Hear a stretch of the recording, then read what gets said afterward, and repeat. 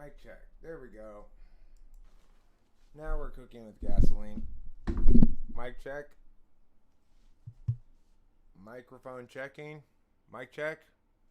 It's pretty low. Mic check.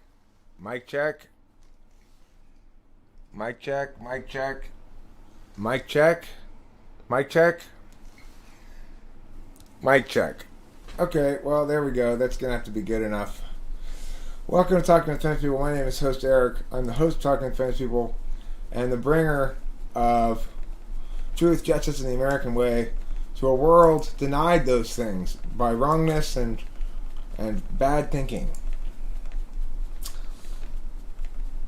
And I'm glad to hear it works. Thank you for the heads up on that. Lawnmower. Hey, Lawnmower. How you doing, buddy?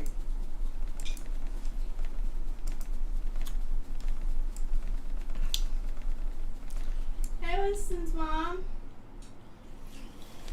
Yes, cognitive functions taste better at home. Yeah.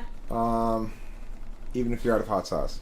Am I out of hot sauce then becomes the relevant question here, I guess. And the answer is maybe. But I'll tell you what I also think I enjoy a lot. Rachel and I both seem to prefer when we each have our own bong. You know? It's better than having to share a bong. Yeah, because I'm TE polar, so I have my own way of like... You like smoke a little bit of a bong rip and then let's sit there. Yeah, you get your ways, I got my ways. There's nothing wrong with either of our ways. Nothing wrong with them. It's just... Nothing wrong with it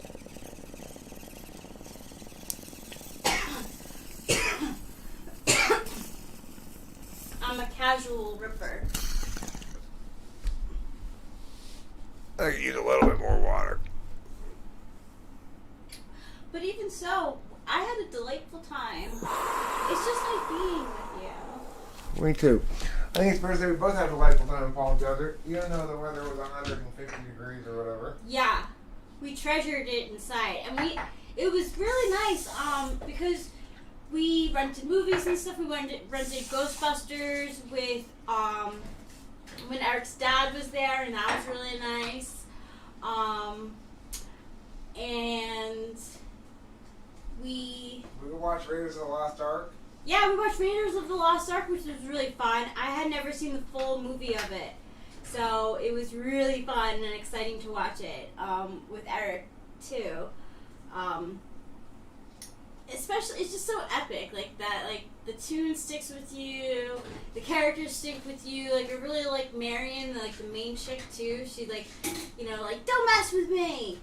I can handle it myself kind of attitude. I like that. It's a refreshing character. Yeah, she's a bit of a badass. Yeah. Even though she spends most time being captured. Exactly, she does. She does. Thank you. Of course, my dear. And then we watched some baseball actually. That was fun too. Yeah.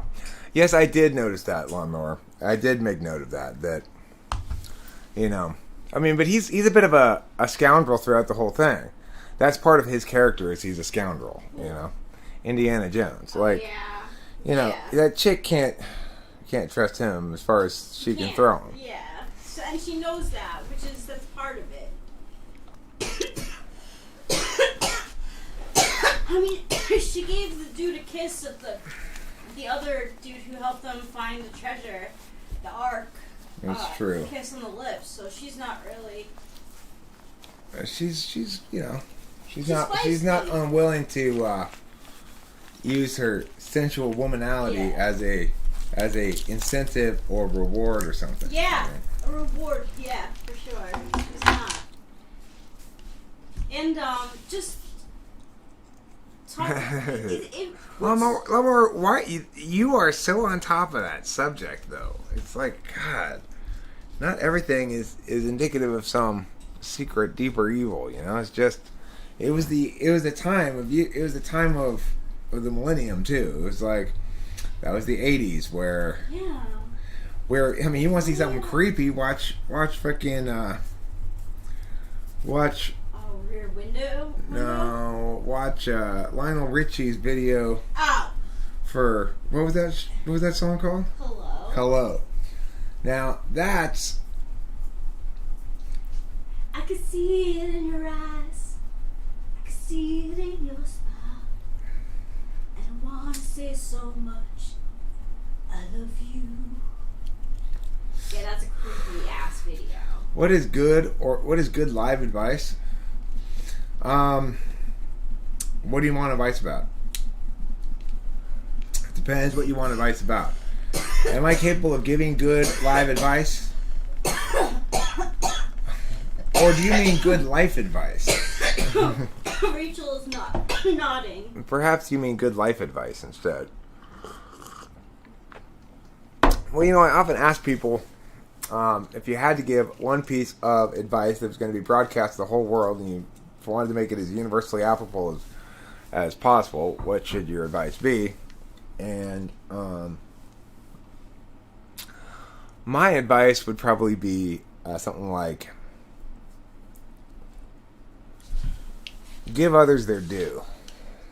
In that regard, what I mean is let people focus on the stuff that they're good at, and allow that to happen. I feel that that's a big problem in society today. Is that nobody wants to afford like everything its due place. Everyone wants to be able to do everything. Yeah. Pee greeted us. Yeah, she was She's probably home. a little upset about us being gone. Yeah, she was crying. I haven't seen that in a long time, Lawnmower, but I would. I was thinking about wanting to see it after we watched Raiders. Hell yeah. Is he an ISTP? They like to on Harrison Ford's character? Yeah. Yeah. Indiana Jones. Yeah. I think so. I think he's ISTP. I think that Harrison Ford is an ISTP personally. He doesn't really vary from type much.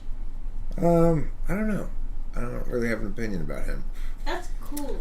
But Temple of Doom, I remember I saw it as a kid. You see, these movies for me, Lawnmower, are bringbacks to my childhood. Because when Raiders of the Lost Ark came out in '84, I was 13 years old.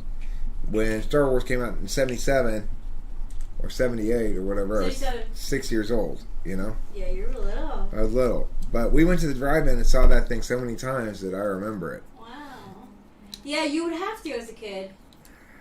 Right? Like...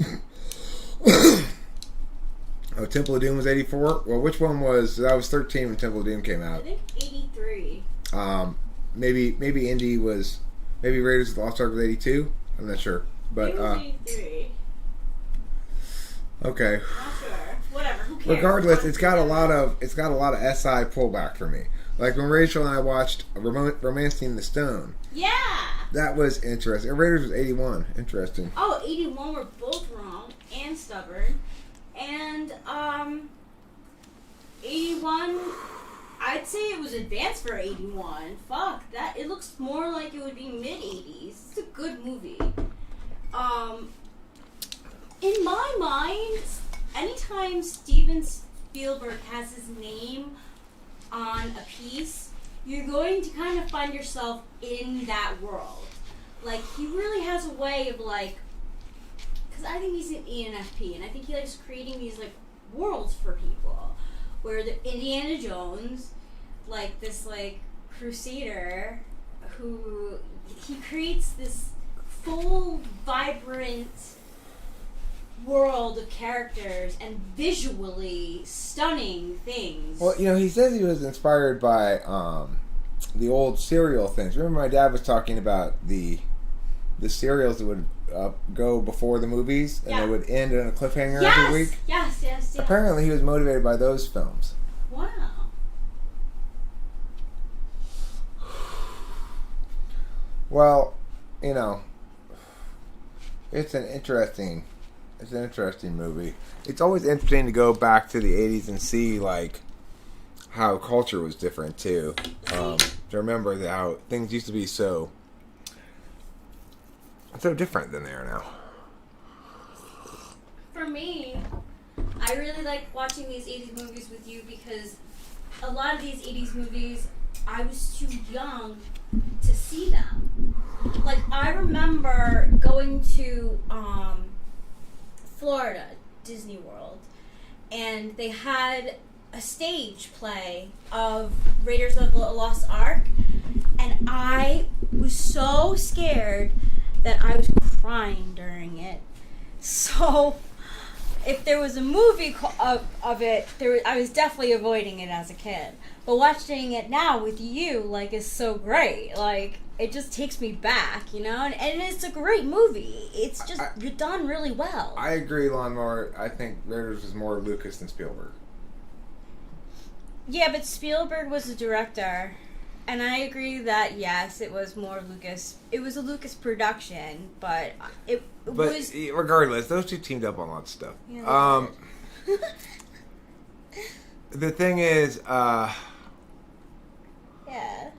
I pay attention to, like, you know, who produced and who directed and who wrote and cinematography, sometimes music if it's really good.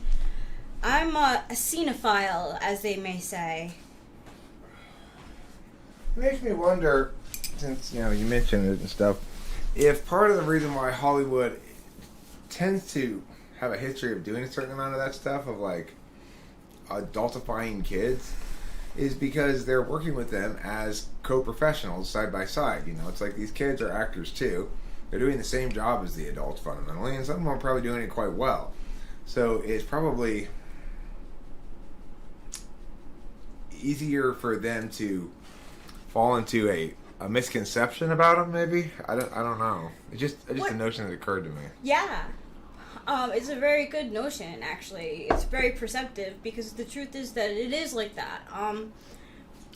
What it's known to be is that a lot of times in Hollywood, you get a lot more yes than no. So, like, you grow up not knowing your own boundaries a lot of times, and you grow up quicker than the average kid because of that. And I think it's clear to see in the you know, Bieber era kid, like, professionals, that it's not easy. Like not Elijah Wood, Shia LaBeouf, like, look at him, look at Amanda Bynes, and I think few kid stars turn out well. I don't think it's that phenomenon is conducive to a good maturity, good well-developed maturity. Yeah, so it's very rare. Stio disliking Eric's videos. Somebody's always disliking my videos. I don't know. Hey, Octavia Silva. I'm used to it by now. Really? Crispin Glover, who was in Back to the Future, wrote a book about Spielberg and made insinuations. Huh. Well, I don't know. I mean, the thing is, as a coach, I'm aware of the fact that there's certain kinds of relationships that can be dangerous if you've got too much FI, right? I feel very glad that being FI polar probably helped me to take a very principled stance on the whole matter early on and make it an explicit topic with the students before I even start really working with them. Usually it's like this is an issue of bodily integrity, and this is the circumstances, and this is why it's meow, and this is why it's meow. You know, you establish the rules regarding that stuff right off the bat, and why they are the way they are, and verbally affirm them, and make it part of a larger curriculum, so to speak, as you do in debate, where it's genuinely a matter of bodily integrity rights, as far as I'm concerned. You know, you've got various teachers or coaches or whatever, who engage in a fair amount of casual physical contact that I don't think is appropriate at all, you know? Bye, Octavia Silva. Bye, Octavia Silva. Don't forget to eat plenty of cheese.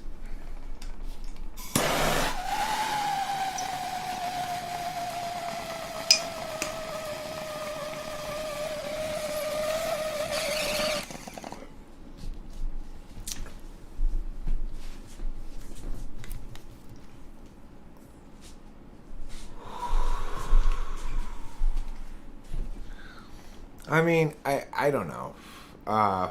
Yeah, I think being in a movie set in the 80s was a very unsupervised atmosphere.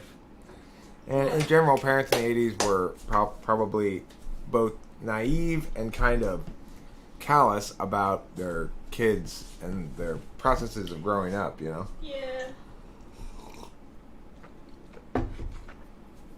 It's definitely not the case that all of Hollywood is like this, though. No.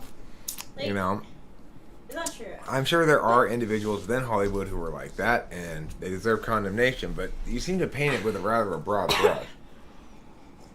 I think Meryl Streep might have been young when she was in, like, one of her first films. She's... what? She's the exception to the rule. Who? Meryl Streep. Like, I believe that she was pretty young. But see, the thing is... she might have been young at, like, 17. Something like that.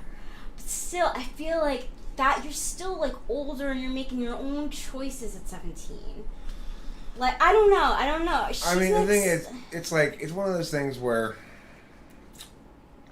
there's a creepy thing that's acceptable legally, and there's creepy things that are unacceptable legally. So, you know, Woody Allen, for example, from what I can tell, in the 70s, had a lot of, like, ooh, let's talk to that 14-year-old girl over there or whatever, and invite her to our party. Yeah. Manhattan. There was a lot of that stuff going on. Yeah. Is it awful? Yeah. At the time, it wasn't perceived as awful as it is perceived now. Now. The thing is, if she was 18, it would have been less awful, but it would have been legal, right? Yeah, it would have been legal. So, but it would still have been incredibly, like, well, it violates the deontological imperative not to use other people as a means to an end, you know? Yeah. When you're exploiting a young woman like that for that purpose, and taking, you know, cashing in your social and I guess socio-political capital by getting young girls, it's just awful, you know? It's just not an acceptable thing to do. It's really not, and that's why it's a good thing that, like, it is being talked about now. Lawnmower, it can indicate something, but it's easy enough for a person to take something totally not indicative of anything and build a big pattern out of it too. You know, it's like there's going to be kids in movies, and you know, maybe there's a series of things that you find sort of questionable or something, but none of them are necessarily indicative of the author's opinion, right? Just because somebody creates some piece of art doesn't mean that they are in favor of what they're talking about, and etc. The other thing to remember is, well, look, I mean, the point is, you know, the problem with this notion, Lawnmower, is you can probably find equivalent numbers of examples indicating the contrary and put together a case that way, too. You're just sort of cherry picking the data. You know, I think cognitive functions taste better at home no matter what slot your SI is in. Mm-hmm. Maybe ENTJs and ENFJs, they would think cognitive functions taste the same at home or otherwise, but Aww. Is that P&P? I hear Morale. yeah, it's my P&P. She needs some food. You want to feed her? Yes, I do. Hi. Oh, yes, Morale. I didn't see you. Mommy will feed you. Don't you worry your little kitty head about it. I'm sorry. Do you think there will ever be a truly healthy balance between the legal system and what society believes to be morally and ethically acceptable? Well, I mean, look, in the model penal code, so to speak, you have a circumstance where the laws mirror exactly our perceptions on what's morally permissible, but not necessarily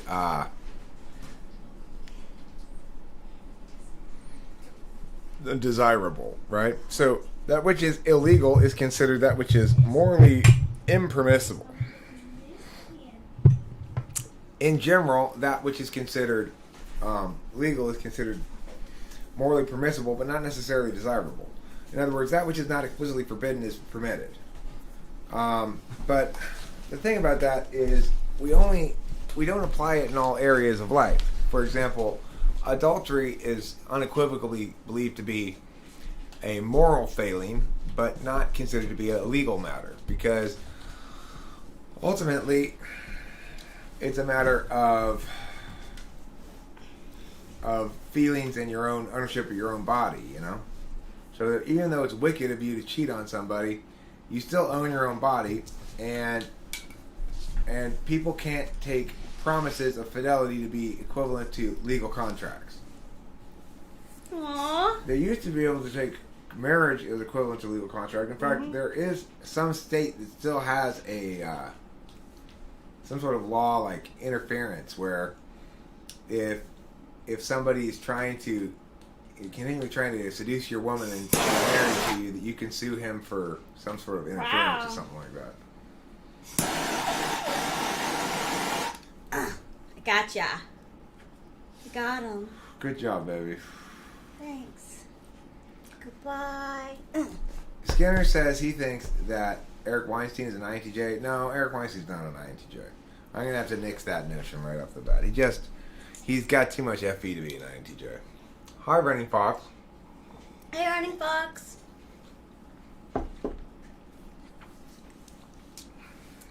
It's so nice to be here. It's so SI. Yeah, it's pretty SI satisfying, huh? SI. Nice to be here.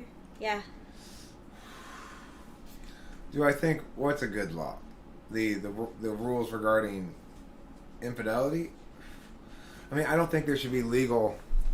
I don't think the law should be involved with matters of fidelity and sex and marriage and love. I think it's absolutely the case that infidelity is as hurtful a wrongdoing of somebody as a lot of crimes could be. You know,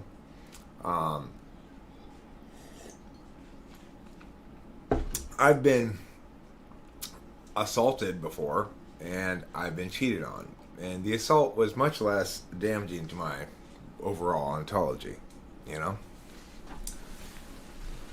So, what if we had a God of man who walked among us? Well, presumably he'd enforce his laws directly, you know? And some of his laws are positive indications, and some of his laws are negative prohibitions. As to what that enforcement would look like, it's hard to say. I've seen more FI than what?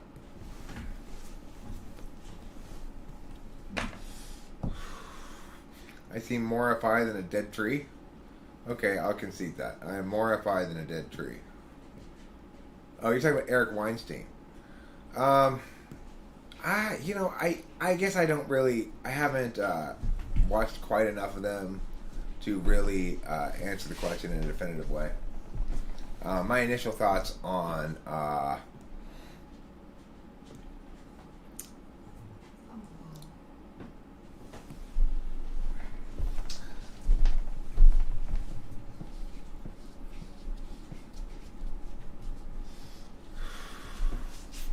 we need the Adeptus Ministorum.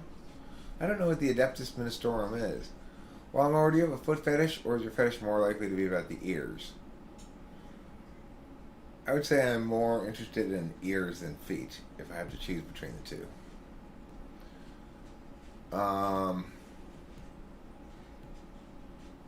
Rachel has cute little feet, though. Thank you. I like your feet too. Thanks. Is that a 40,000 reference? Oh. Yeah, ears are better if one has to choose. Do you like my ears? Do you think this legal frame has some positive impact on the relationship? For example, it's a bigger commitment. Well, I think that it makes the relationships authentic. You know, if people are staying in relationships for legal reasons or whatever, there's no, whenever you try to legislate morality, you take the moral decision making away from the people who are actually making decisions, you know?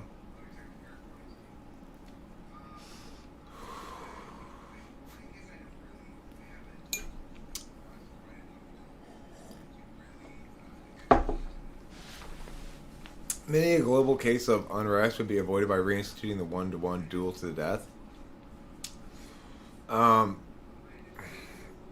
think that every time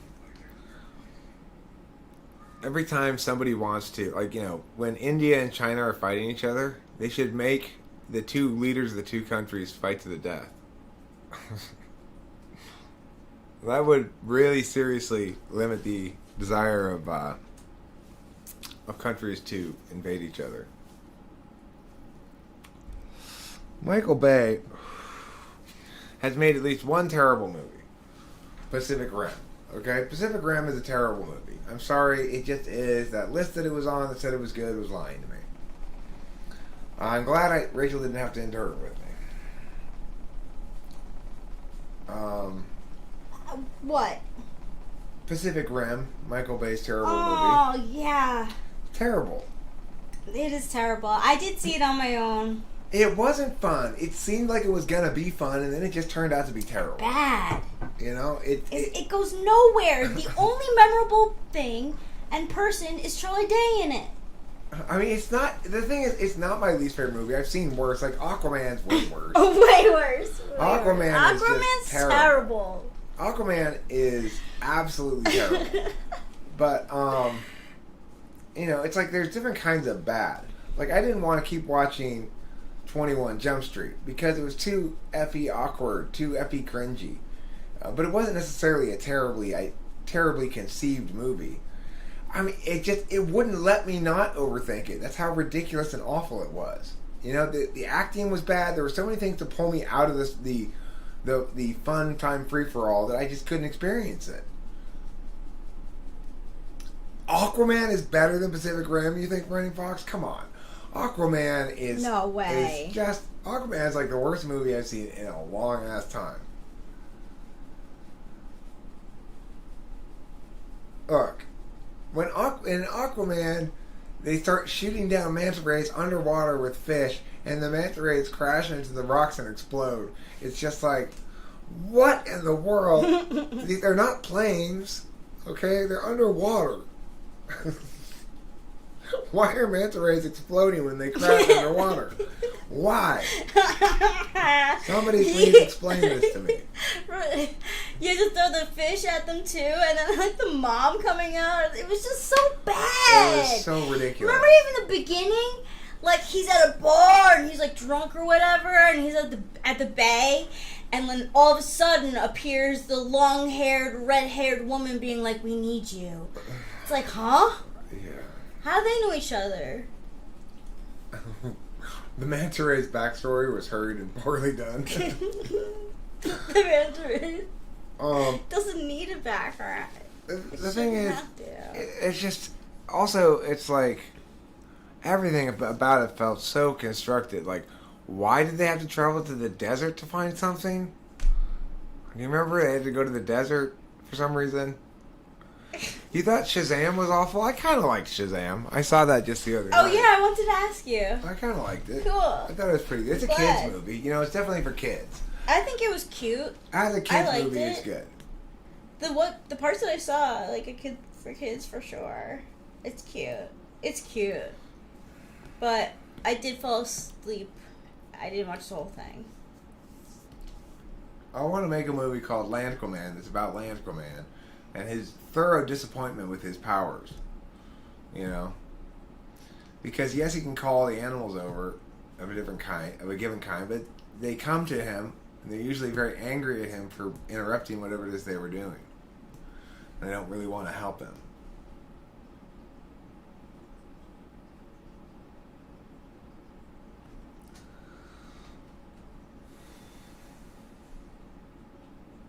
I hate this pattern of movies where they have to find objects to destroy a villain. Very, very popular plot device there, Oh, but we have to find the top of the thing now. We've already found the bottom of the thing, but now we have to find the top of the thing. Landquaman, he's just a regular guy who has the power to call animals. But he does have the power to compel them, but then they get really resentful and angry and they just start insulting him and tell him what a horrible person he is. So he can call them, but even if he doesn't try to force them, they still have to come. And sometimes it'll be like, I was in the middle of feeding my baby, and you brought me here. I'm not very happy about it. I had to walk like 2 miles, and I'm a squirrel. You know. Aquaman. He has the same power as Aquaman, but for land animals. Lance Aquaman? Yeah. Yeah, that's right. There's also Airqualady. She has the same power as Aquaman, but for birds. So, I want to make a movie of Land Aquaman and Airqualady.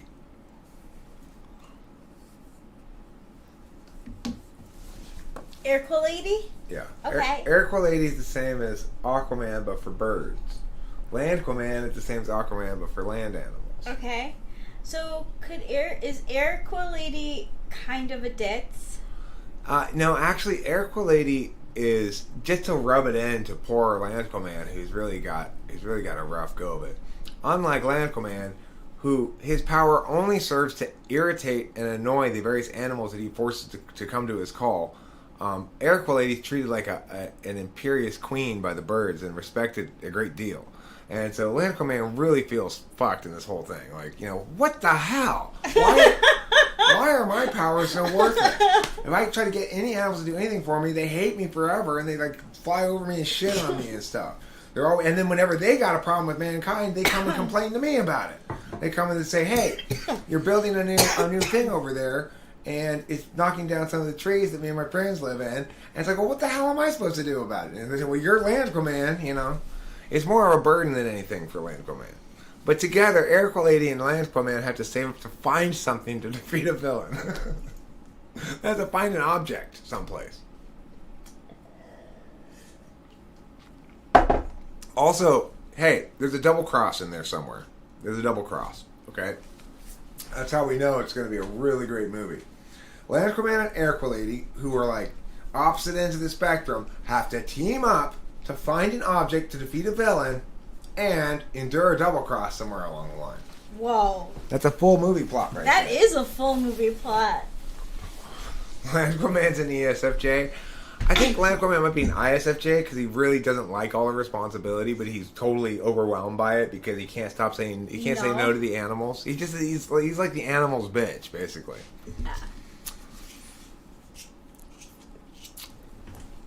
Good coffee. Thanks. Mm-hmm. I put a little less than 2 full scoops Okay. of coffee in with that new coffee we got. When I tried to put 2 scoops in, it seemed like it was going to be too much. It's gonna be very Colombiano.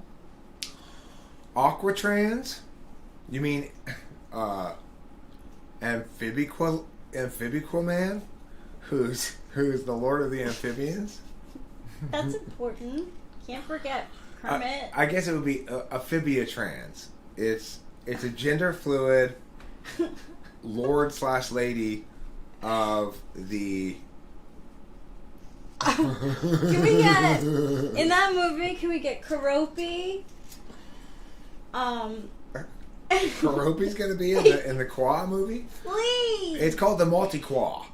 Okay, because we now have a new addition. In addition to Land Aquaman, Airqualady, and Amphibia-Qua-Trans. Karopi could be in. We also have Atmosphere-Qua guy observing all this absurdity from above with a face palm. I like that, Eric Moore. Thank you. In a face form? With a face palm. Face palm? Atmosphere-Qua guy. Now, Atmosphere-Qua guy, he commands the winds. Okay? He directs the jet streams to where it's going to go. He doesn't like me sometimes. I'm nudging that jet stream up north. Sorry. Yeah, he was like, "Oh, you're going back home? Oh, I'm going with you." And so, like, Airqualady, Land Aquaman, and Amphibiquatrans all go to visit Atmosphere-Qua guy, and say, "Hey, can you please push the jet stream a little farther south?" He's like, "No, I'm nudging it north." I said, Yep. "Get out of here, you 3." He knows. He's so not helpful. Can I tell them our romantic number story? Sure, darling. Actually, can you tell them? Because you might be better at it.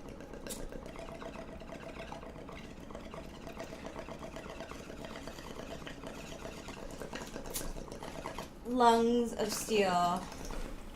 Well, Rachel did a new kind of numerology thing. Yeah, it's called Chaldean. It's actually older than the more modern Western astrology. I mean, numerology. And it turns out that Rachel's number is the same, whether she's Rachel Lapalosa or Rachel Strauss. Yeah. And Eric Del Strauss is number 1 as Eric Del Strauss and as Eric Del Lapalosa. He's also a 1 each time. I can link the website. Yeah, actually, I'm gonna do. I think Jordan Peterson is an ENTJ, Swift Eagle. Pyromaphrodite. There needs to be a qua in there, emailed Anthrax. Everybody has to have a qua. Alright? You know that everybody has to have a qua. Otherwise, they're not part of the qua universe. Landsqua Man, Airqua Lady, Atmospherequa Guy, and Amphibiaqua Trans. Yes, the universe aligns Eric and Rachel numerically is correct. It's true. I mean, there could also be Volcanoqua Man, who's in charge of any creatures that live in volcanoes. There really aren't any creatures that live in volcanoes, though. When Rachel's Instagram story notifies me of the stream before YouTube does. Good to have. Thanks, Rachel. Yeah, you're welcome. Philosophical thinker is determined to defend the honor of Aquaman among movies. Sorry, philosophical thinker, you're battling a lost cause there.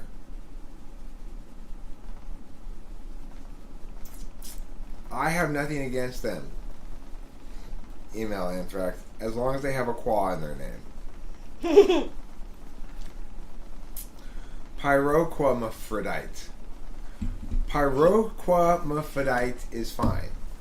So it's a pyromaniac who's in charge of fire.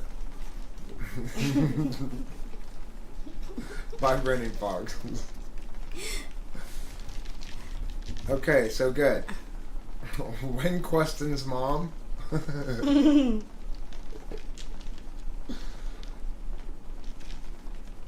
Running Fox.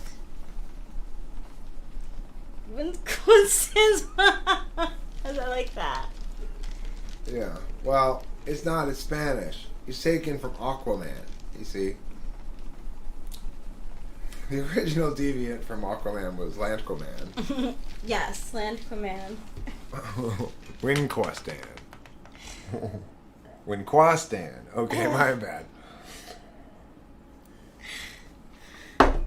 It's generally true in life that you do need to enunciate your qua. Yeah. Like quinoa or no? No. Quinoa Aquaman. He's in charge of quinoa. He just has one thing he's in charge of. And like when the enemy comes, he goes, grow! And a whole field of quinoa grows right around the guy. And he's like, I'm allergic to quinoa! And he dies. Lucky another villain was allergic to quinoa, Quinoa guy.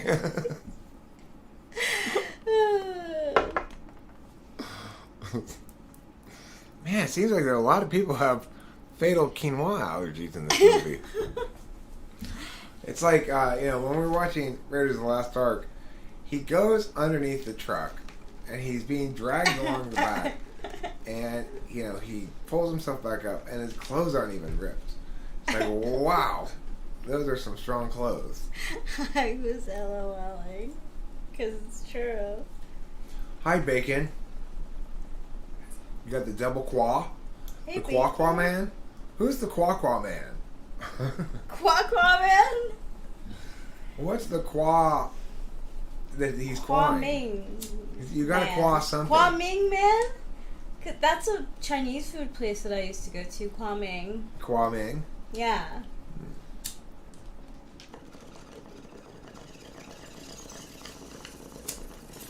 Wingman. Kwaming Man. Kwaming Man. Sweet Chong Lu, Hong Chao Lu. I didn't know the difference between ESTJ and ENTJ. Well, if you have a chance to talk to him directly. Oh, the quantum physics guy is the Qua man. Quantum. Quantum Qua. Quantum. You can put the Qua anywhere, pretty much. If you can ask him questions, ask him to recount the details of all the things they did today. An ESTJ will have no problem doing that. An ENTJ will have even possibly a problem getting the concept of it.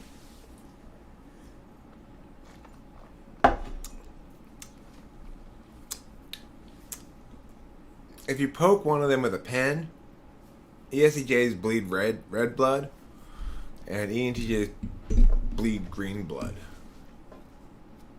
Wow. So they would, like, if they were shot in front of our green screen, it wouldn't look like it. It would just look like they were, like, fading into the background. Okay, so this is a common problem that I have to deal with here on Talking with Famous People. A situation where you mad bros explains to me, I think my spirit guide lied to me, what can I do about it? Okay, first of all, Give it the right place. don't take that shit. You go back, you meet your spirit guide, you sucker punch it. And you stand over and you say, don't you ever lie to me again. Until you see a sense of genuine remorse in the spirit guide's eyes. That's how you do it, okay? You know he's right. Your blood is between red and green? Red and green. Green and red? Okay. It's brown. That means it's brown, yeah. Make him say qua. Say qua! Say it again! Qua, qua! Qua, qua! Your mom says qua.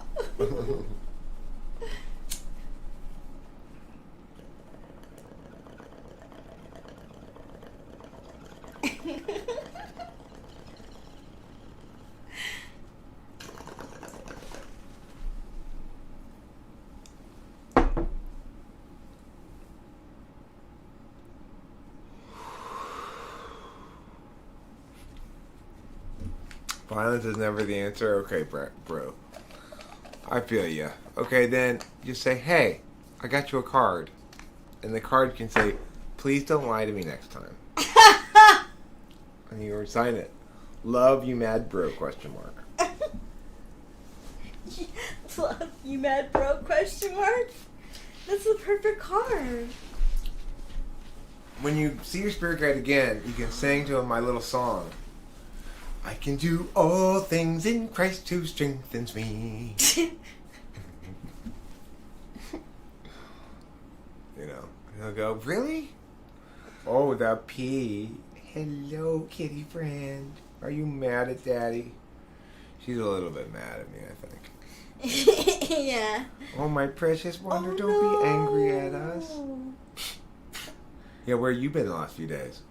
Yeah, That's what telling she's me saying not to right eat lizards.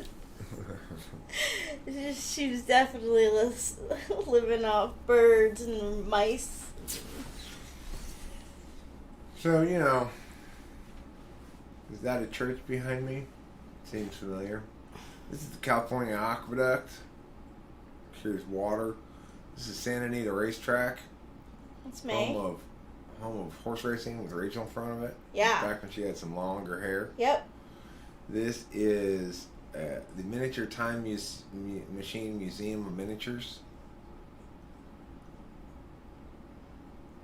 Yeah, Kitty might pee on something if she's mad. Yeah, whatever. It's okay. We deserve it a little bit. But whatever. She's happy. Now we fed her. It's all good. How She about a came up taste? to me right away. How about a taste? Says I got drunk listening to my YouTube music mix. Always a good idea. If you're gonna do something, Yeah. listening to YouTube music mix is always a good idea. Getting drunk listening to it, well, it's not something I do, but I'm not one to judge. Decided to top a 10 for the neighbors. Very considerate of you. That's very FE of you. And your thumb touched the screen and this came on. Well, your thumb was the wisest part of your body, because it has clicked the single greatest live stream in the history of live streams, no matter where, no matter when, no matter how, no matter who, forever and ever. Amen. Amen. Today we're talking spirit guides and tour guides, plus spirit tours, or whatever else we feel like talking about. What's that black hole behind you? Your spirit guide died because you refused to clap because you don't believe in spirit guides. That's a good way to kill a spirit guide, is right, Email Anthrax. What do you do? They're so fragile. He refused to clap because he didn't believe in spirit guides. If you don't believe, you cause your a spirit guide loses his wings. Oh no! Every time you don't believe, a spirit guide loses his wings. We saw this documentary about ants. Oh yeah. The wood ants, and they grow wings and lose them. You mad, bro? Should you stay on topic up in here or what?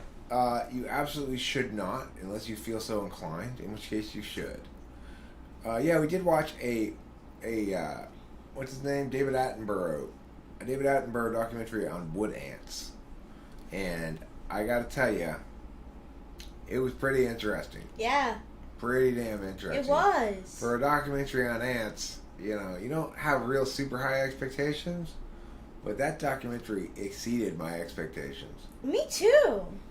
Mm-hmm. We watched the whole thing through. How do you differentiate between the spirit guide, twin flame, and anima animu? Very carefully. That's good advice. His brother was the former owner of Jurassic Park. I started watching Jurassic Park a little bit yesterday. Did Didn't you? finish it. Yeah. Mm-hmm. Cool. It's I vibrating. have seen Jurassic Park a little too frequently. A little too many times. Yeah, you said that. That's why I was gonna Yeah. watch it while you were napping. If one is tasting cognitive functions at home, what serving utensils do one use? Just the spork of your tongue.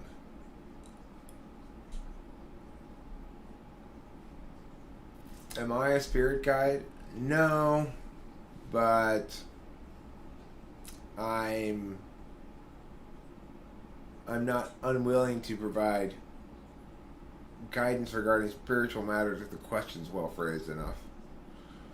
You can do with it as you wish. As to whether it's particularly good guidance or not, well, that's for you to decide. Provocation. Oh no. Don't provoke me. Oh no. One is dead, the other's put out, and the last one is pseudoscience. Emailed Anthrax. Don't be so definitive. I'm more of a wise pervy sensei. I'm not a pervy sensei. I'm really not pervy at all. I mean, you could say I'm pervy because I've got my delightfully delicious wife here. Hmm? But the spork of your tongue should be the name of a song. I want to say that I'm just as equally as pervy. Right. So. I'm not pervy with the community at all. No. I don't hit on chicks around here or anything, you know. No, not since we've been together. I'd like to say that I sustain a professional asexuality pretty successfully. You do. Most of the time with everybody I engage with. You do. You really do. Thanks, darling. You're welcome. Bacon, I will be your spirit guide, but I gotta warn you, I'm not really very good at spearing things. So you probably could find a better spirit guide than me. It's true. I don't know, right? The sexual chemistry between you and Cloud is one directional. Truth. Oh, that movie where children are in dangerous situations. Basically every Spielberg movie. Well, I mean, it does raise the stakes emotionally, right? And Yeah. usually the children don't get killed in the movies. I'm shaking my head no. They don't. Which is nice. There really weren't any children in dangerous situations in Raiders of the Lost Ark. No. Actually, they helped them. I don't think there were any children in it at all, were there? There were. Really? Yeah. They like. Oh, the ones who rescued Indy? Yeah. Yeah, they played a very small role. In the Very movie. small. Your school's threatening you with expulsion if you're caught in a dorm that's not yours. My lord, whatever happened to freedom of assembly, right? You know, it's like, why and when did we all just say nothing counts anymore except COVID?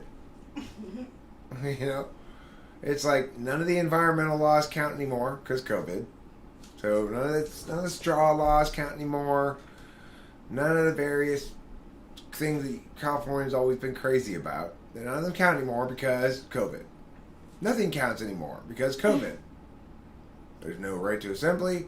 There's no right to be outside without something on your face, even. Yeah. And it doesn't matter whether you have the disease or not. There's a bunch of inconsistent rules all over the place. I go to the weed store, they do a temperature check on my head before they let me in. Yeah. You know? On the other hand, everybody's pouring in and out of the grocery store practically cheek to jowl the whole time, but everyone's got masks on. We literally almost bumped into 10 people, just being in there. I mean, it was unavoidable. It was crazy. You're weaving in and out. I don't think this COVID response is at all a unified, monolithic response by any single party at all. I think it's crazy to think that it represents a plan. It's too haphazard and buttfuckery all up to be a plan. Nobody planned this nonsense.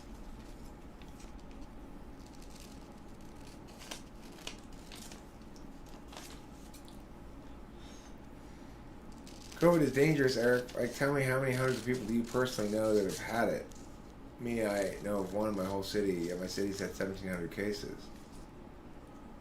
But, I mean, the thing about it is it's literally 10 to 26 times less fatal than advertised. It's not 4% fatality. It's 0.4 or less % fatality. That's the basic truth. That's the simple truth. You know, it's funny, but the stories they pitch say the infection rate is 10 to 26 times higher.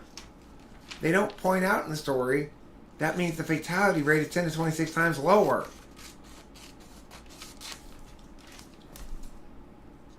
And that's what we're justifying all this shit with? I mean, the thing is, it's so back-asswards because they are not quarantining people who they determined are sick, who got a positive result on some sort of test that they could justify quarantining, possibly. They're quarantining everybody, healthy or sick. It's insane. But it's not anybody's plan like that, Swift Eagle. It's not that. It's not a new world order that somebody decided this is a good idea. You know, this is just stupidity in its most contagious form. It's like the real problem here is stupidity. And it has all the qualities that COVID has. Ultra contagious. There's no immunity built into it. We've never had a good discussion about this thing before it actually happened. There's no discourse about how and why we make decisions about whether to do things and what becomes legitimate and what's not has completely fallen by the wayside. It's not an agenda, Lawnmower. See, this is the problem. Even people who are right about it don't understand what it actually means, get it wrong, and focus on the wrong thing. You're going to be focused on who's responsible rather than what is responsible, which is a more real question to answer.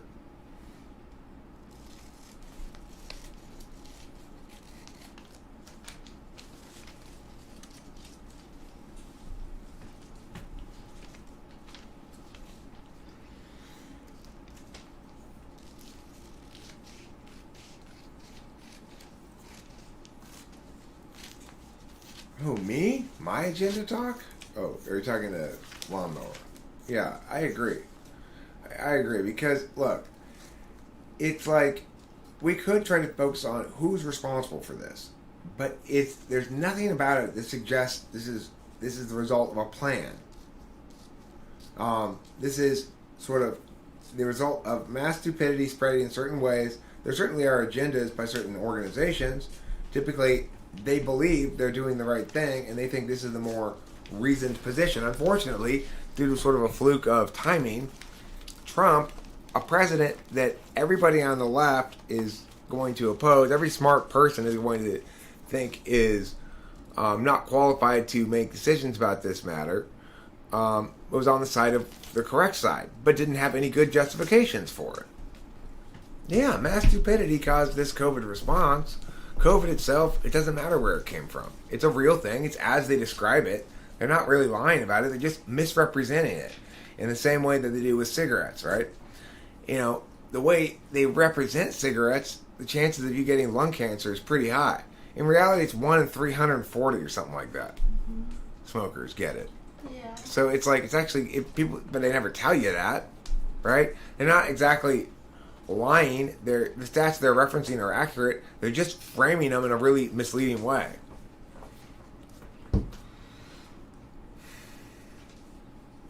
And, you know, and the stories that would lead to the other kind of conclusion are being generally not finding any traction because there needs to be a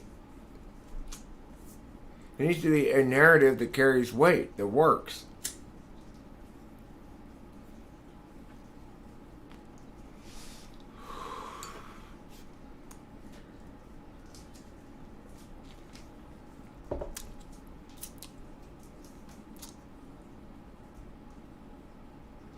Well, I mean, things happen in response to stimuli with people. Things that interested parties think meet their interests. That's a naturally occurring phenomenon.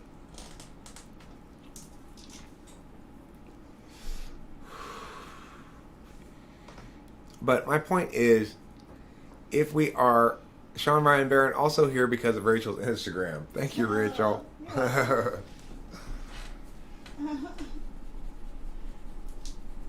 Well, I mean, the cigarette companies made a deal with the government that, you know, limited their liability to this one big sort of structured long-term payment. But then after that, as long as they haven't violated any of the existing rules, then the matter's settled, you know.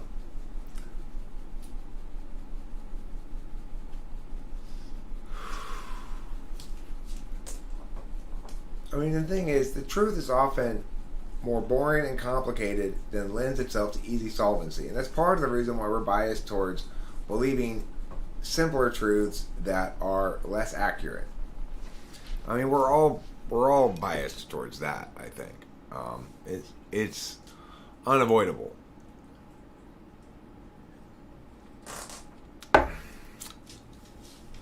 Well, I mean, the thing is, James,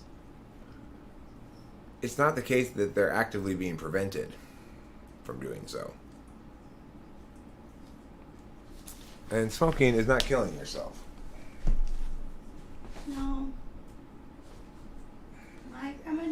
My grandma was a smoker, and she didn't die from lung cancer. She died from pneumonia.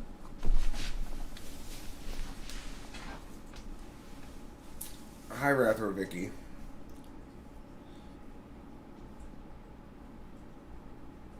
I mean, secondhand smoke it's ridiculous to think that it's bad for you. Just intuit about it for a second.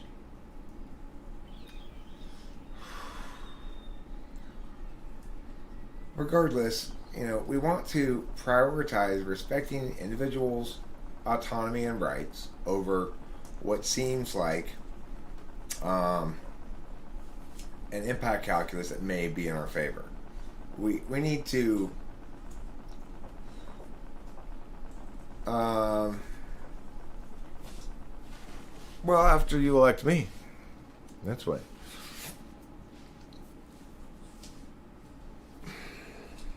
It's whatever. The point is, when you're focused too much on other people's behavior and every little possible way it could negatively impact you, you're being a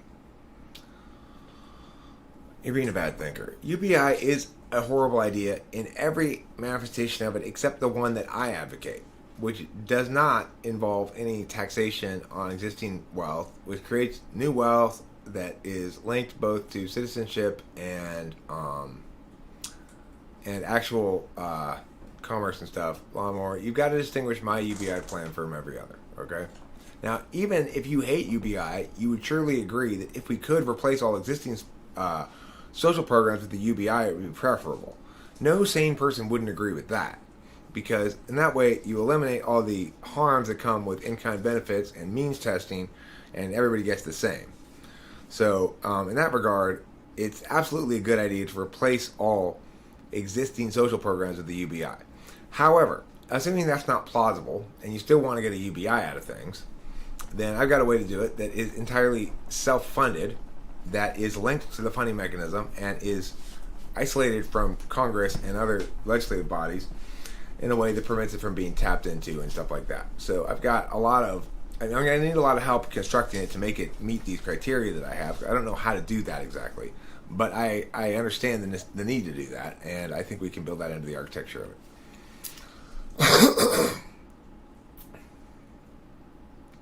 Clusterfucking and goat roping don't necessitate a lack of planning, and not simple incompetence and stupidity in the planning or implementation. Assuming stupidity, chaos isn't itself the planned outcome.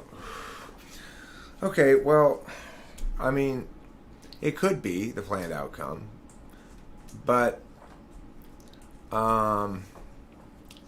yeah, Andrew Yang advocates a UBI that's not sustainable, that's not funded properly. He doesn't argue it properly. He doesn't argue it as a real thing, right? If you're just saying, well, let's add a UBI to our existing structure of things, you're insane. There's no possible way the country can sustain that.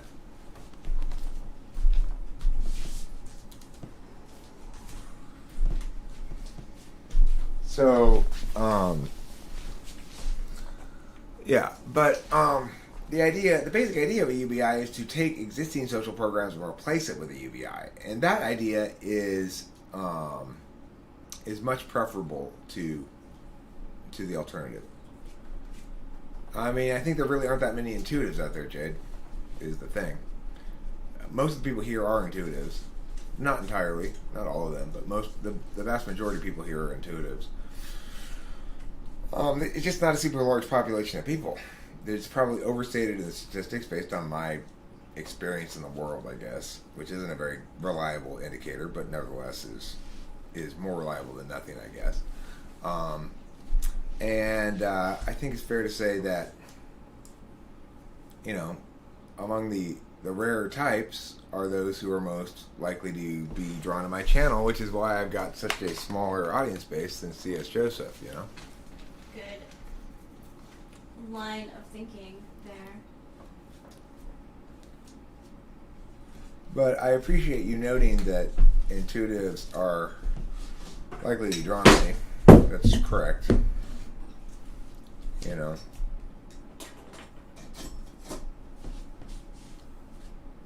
So if you depend on the government taxpayer, you are not helpful to society, and that for of low status, but you're not accept help, but land in homeless towns, you are not.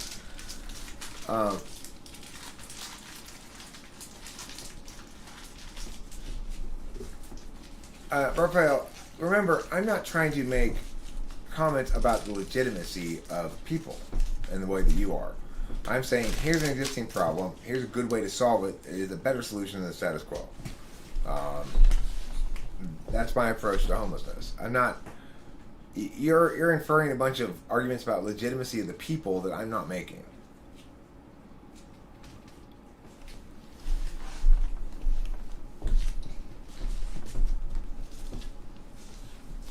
Frank James is obviously an INFJ.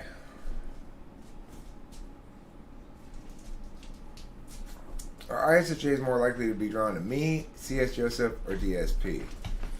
I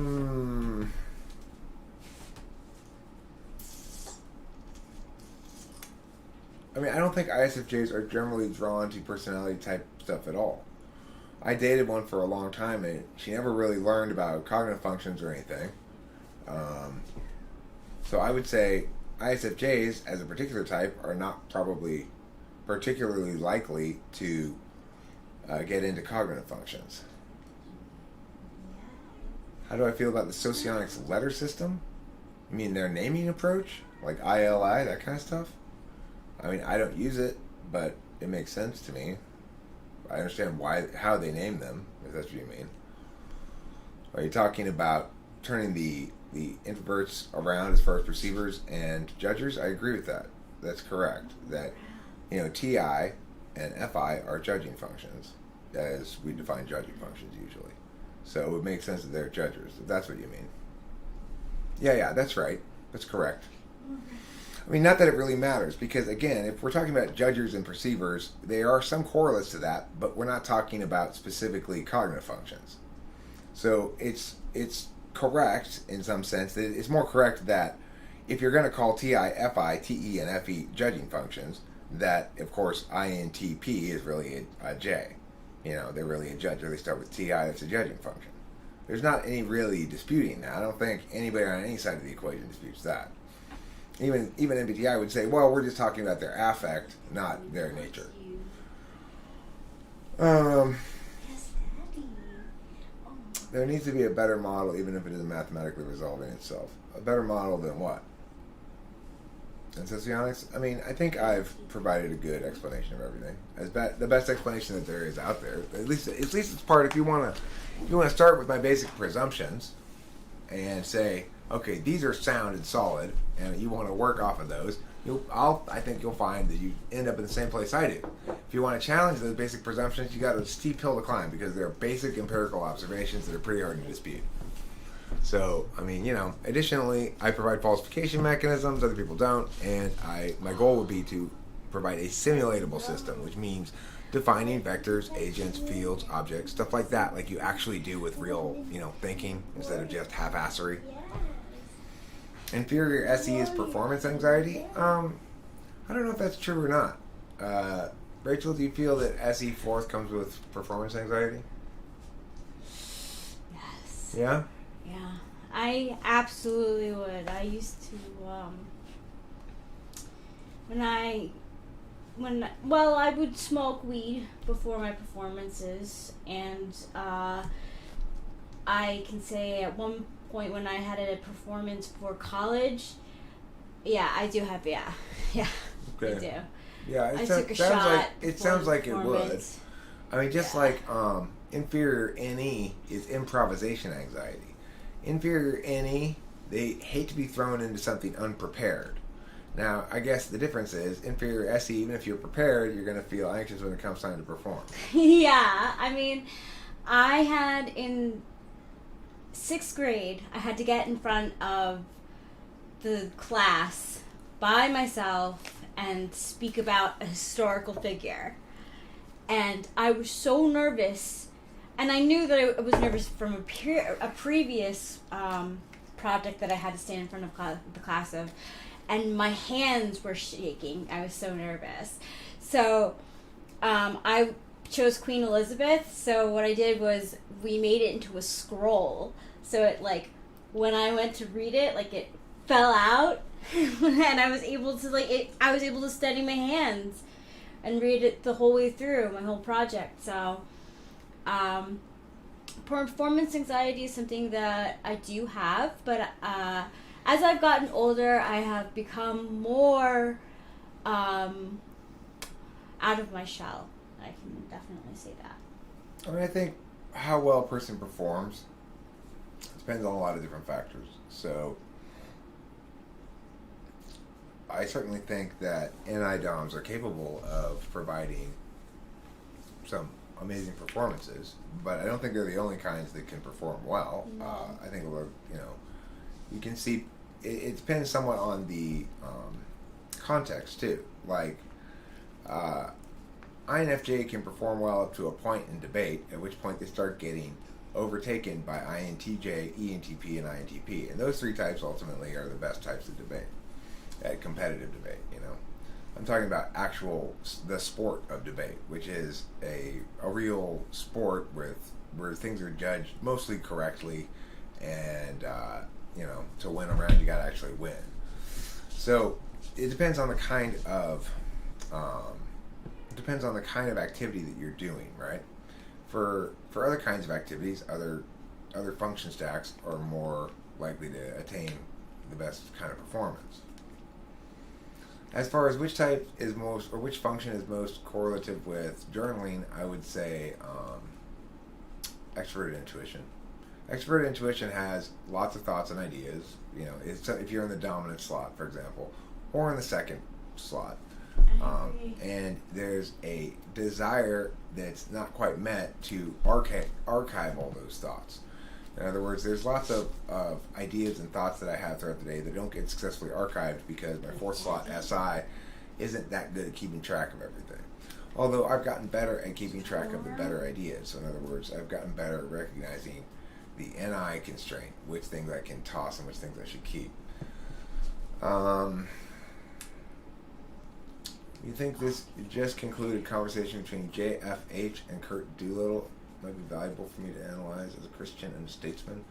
Who's JFH? Oh yes. I don't know who Kurt Doolittle is, but okay, I'll check it out. Computer mouse. Oh yes. Mommy and Dad are home. We missed you. And we love Well, it's just Oh yes, we do. ESTJ plus INFJ equals yes? No. ESTJ and INFJ equals no. ESTJs love to correct people about how to do things, okay? And INFJs hate to be corrected. They'll put up with it. They'll put up with quite a bit of it, but they don't like it. I rarely, if ever, correct Rachel. Do I correct you? No. Okay, good. We don't correct each other. No, we don't. Hey, Pee-Pee. When I do feel the need to, offer a alternative perspective, I'll say, well, sometimes you might look at it like this or something. But the thing is, here's the deal about a romantic relationship, is that you're either on the same side or you're not, You're on the same team or you're not. Eric, can telepathy or universal mind episodes be classed as cognitive actions? I mean, I don't believe that telepathy exists in a meaningful sense. So, I guess if telepathy did exist, that would be evidence against our existing cognitive function model. Because that would suggest there's some way of putting information that we have not accounted for with our cognitive function model. I mean, what would that be an example of? Extroverted sensing, extroverted intuition? So, in that regard, it would suggest that we've not adequately taxonomied the realm of cognitive functions. Okay. I think I'm about ready to wrap it up. I feel that was a good live stream. Yeah. I'm happy to be home. Me too. And thank you all for being here. And don't forget the plenty